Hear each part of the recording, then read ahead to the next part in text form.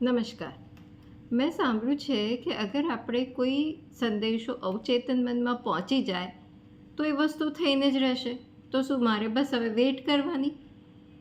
Mostly બધાને આજકાલ એવું હોય છે કે ભાઈ એકવાર મેં સબકોન્શિયસ માઇન્ડમાં રિપીટેડલી એ વસ્તુ અફર્મ કરી દીધી તો હવે મારું કામ થઈ જશે. I have to just wait and watch.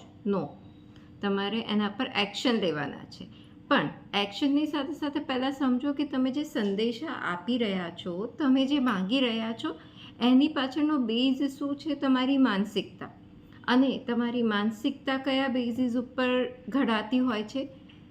આપણે જ્યારે નાના હોઈએ છીએ, નાનપણમાં 7 વર્ષના હોઈએ ત્યાં સુધીમાં આપણી માનસિકતા ઘડાઈ જાય છે. આપણા જન્મ, કર્મ અને ધર્મથી.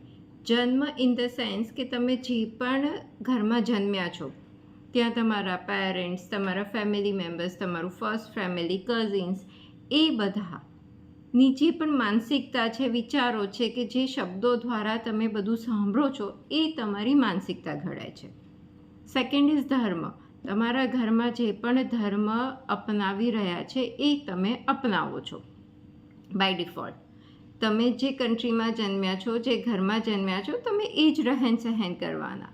તો તમે અગર એ પર્ટિક્યુલર સિચ્યુએશનમાં છો, that is just because of your birth. And third is karma. અગર તમારા ઘરમાં માનસિકતા છે કે ભાઈ પૈસા તો ખૂબ મહેનતથી જ આવે, તો તમે પણ નાનપણથી એ વસ્તુ સાંભળી છે, તો તમને એ જ માનસિકતા છે કે ભાઈ હું મહેનત કરીશ તો જ પૈસા આવવાના છે. મહેનત તો નો ડાઉટ બધા કરતા હોય છે, પણ મહેનતની સાથે સાથે આપણે પોઝિટિવિટી, મતલબ એક જે હોય છે ને કે આટલી તનતોડ મહેનત કરીશ તો જ આટલા આવશે. નો, મહેનત પણ માનસિક રીતે પણ આપણે મહેનત કરીને બી પૈસા કમાઈ શકતા હોઈએ છીએ. જરૂરી નથી કે તનતોડ મહેનત જ કરવી જરૂરી છે. ઘણામાં એ બેનું કોમ્બિનેશન બી કામ કરતું હોય છે. અને ઘણા ઘરમાં એવું હોય છે કે ભાઈ પૈસા તો બહુ ઇઝીલી આવી રહ્યા છે, તો એ વ્યક્તિની માનસિકતા એવી હોય છે કે ભાઈ મારે તો બહુ ઇઝીલી પૈસા કમાવા બહુ ઇઝી છે. આનું એક એક્ઝામ્પલથી સમજાવું કે સપોઝ અગર હું તમને કહું કે તમારે એક દિવસમાં આટલી વસ્તુઓ બનાવીને રાખવાની છે કુકિંગ માટે, રાઈટ? તો અને બીજું કહીશ કે તમારે એક દિવસમાં 1 કરોડ રૂપિયા કમાવાના છે, તો તમને શું લાગશે? શું ઇઝી છે? મેં કહેશો ભાઈ આટલી 10 વસ્તુઓ બનાવી દેવી મારા માટે વધારે ઇઝી છે કમ્પેર ટુ 1 કરોડ રૂપિયા કમાવા. હવે આ જ વસ્તુ અગર આપણે આપણા જે ઇન્ડિયાના અને વર્લ્ડના જે રિચેસ્ટ પીપલ છે એમની ફેમિલીમાં અગર આ કન્ડિશન મૂકીએ કે ભાઈ તમે એક દિવસમાં આટલી 10 વસ્તુઓ કૂક કરવી ઇઝી છે કે 1 કરોડ કમાવા ઇઝી છે, તો એ કહેશે મારા માટે તો 1 કરોડ કમાવા ઇઝી છું, તો એક ફોન કરીશ ને મારી એક ડીલમાં થઈ જશે. તો પૈસા એ ટોટલી આપણી માનસિકતા, આપણા રહેન સહેન, આપણે જે કુટુંબમાંથી છે, આપણે ક્યાંથી છે, એના ઉપર અત્યાર સુધી ડેવલપ થઈ છે. હવે પણ તમે કહેશો કે રિચ ફેમિલી છે એટલે એમને પ્રિવિલેજ છે. હવે અમારે શું કરવાનું? તો અહીંયા હું એ જ ગેપને સમજાવી રહી છું કે અત્યાર સુધી તમે જે સિચ્યુએશનમાં છે એનું કારણ તમને ખબર પડી ગઈ.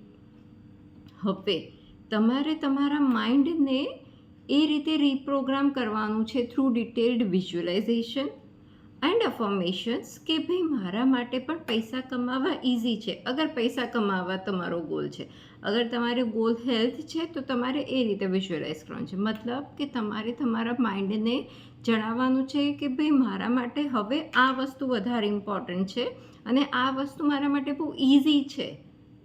એ વસ્તુ એને રિપીટેડલી બોલવાથી અને જોવાથી અને અનુભવવાથી એને સમજાવવાનું છે કે આ વસ્તુ મારા માટે બહુ જ જરૂરી છે, ઇઝી છે અને એફર્ટલેસલી છે.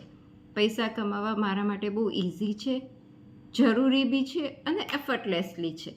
તો એ રીતેનું ડેલી અફર્મેશન્સ પ્લસ વિઝ્યુઅલાઇઝેશન કે ભાઈ તમે વિઝ્યુઅલાઇઝ કરો કે તમે બહુ જ સારી જગ્યાએ છો, લોકો તમને આવકારી રહ્યા છે, તમે જે ફિલ્ડમાં છો એમાં તમે સૌથી સારા અને આગળ પડતું એમાં કામ કરી રહ્યા છો, તમે જેને પણ તમારા આઈડિયલ માનતા હો એની જોડે તમે તમારી પોતાની જાતને વિઝ્યુઅલાઇઝ કરો, તમે પોતાને એ રીતે લાયક માનો.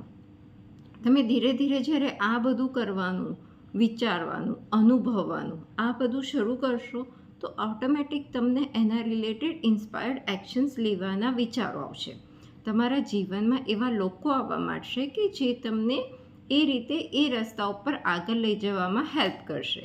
તો આવી રીતે કામ કરતું હોય છે, નહીં કે જસ્ટ આપણે બોલ્યા કરી અને જોયા કરીને. નો, સાથે you have to feel plus you have to visualise, અનુભવવાનું છે, પોતાને એના લાયક સમજવાનું છે. આમાં સેલ્ફ ઇમેજ, પોતાને એ લાયક સમજવું એ બહુ જ અહીંયા જરૂરી છે. એના પર હું વધારે એમ્ફેસિસ કરી રહી છું, કારણ કે મેં મારા લાસ્ટ એપિસોડમાં સમજાવ્યું હતું ને કે આપણે ખાલી બોલ્યા કરીએ છીએ, પણ આપણા સબકોન્શિયસ માઇન્ડને ખબર છે કે આપણે એના રિલેટેડ એક્શન્સ લઈએ છીએ કે નહીં, આપણે પોતાને એના લાયક સમજીએ છીએ કે નહીં.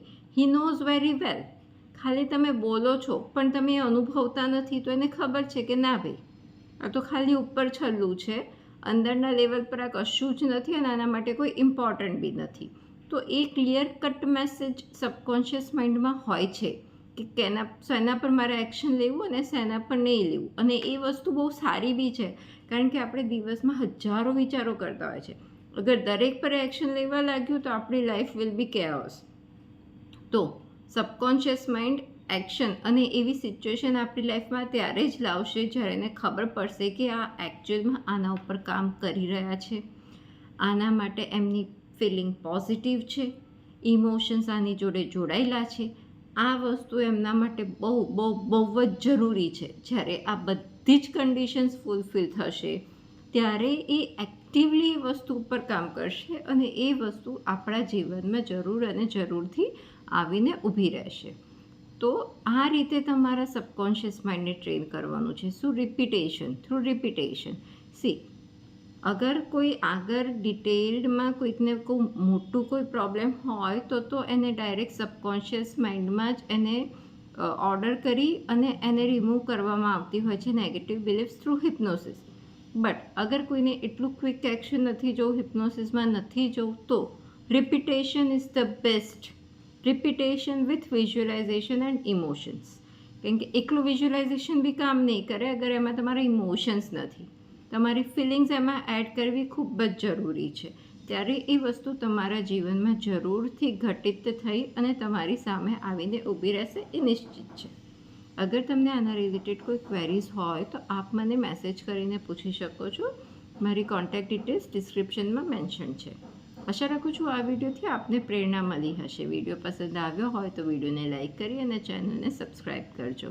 મને સાંભળવા બદલ અને આપનો કિંમતી સમય આપવા બદલ આપનો ખૂબ ખૂબ આભાર. ફરી મળીશું નેક્સ્ટ એપિસોડમાં.